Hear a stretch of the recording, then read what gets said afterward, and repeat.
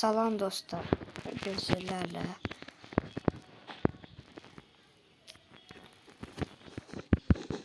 Yordanya'ya ellirik.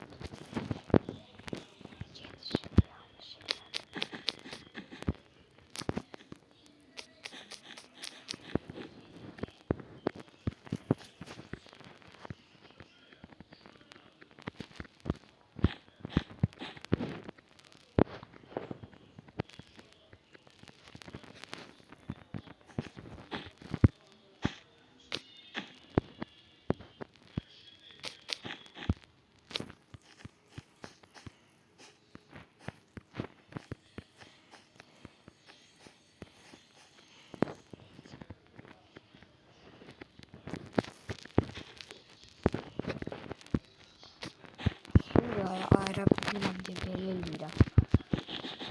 Suriye'de bir şey Yordanya ile Suriye'ye ayırabilirim. Neyse dostlar, görürüm siz benim kanalıma abone olmuşsunuz ve like atmışsınız. Eğer kanalıma abone olmuş, like atmazsanız ben de kanalı silerim. Çünkü görürüm artık sizin kanala atmışsınız like ve abone. Atsaz yeni postlar ve linki atadım. Linki hələ atamıram. Çünki işlərim hələ tutdu. Linki bəlkə 5-6 gündən sonra atacağım. Ona kimi abunəmizi dolduraq. Çünki lazım bir abunə sayı. Çox oldu elə. Yox, azdır.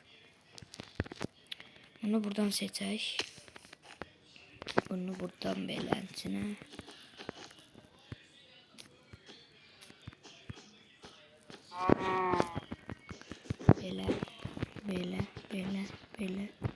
Belə.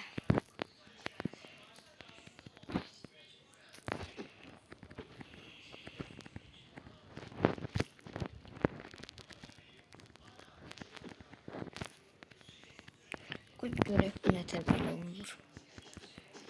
Belə nətər olur. Bir şey deyim, belə hələ oldu ya. Məncə belə hələ oldu. Siz bize yorumda deyirsiniz, benim qəşəng oldu yoxsa əvvəlki kimi mi?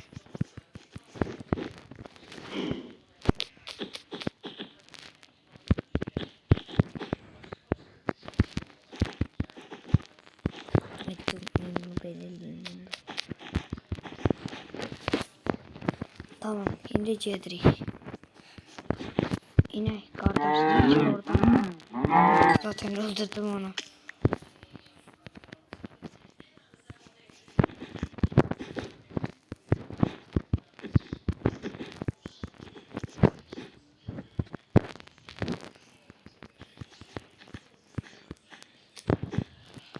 Dostlar, videomuz bitti. Kanala abone olup like atmayı unutmayın. Sağ olun.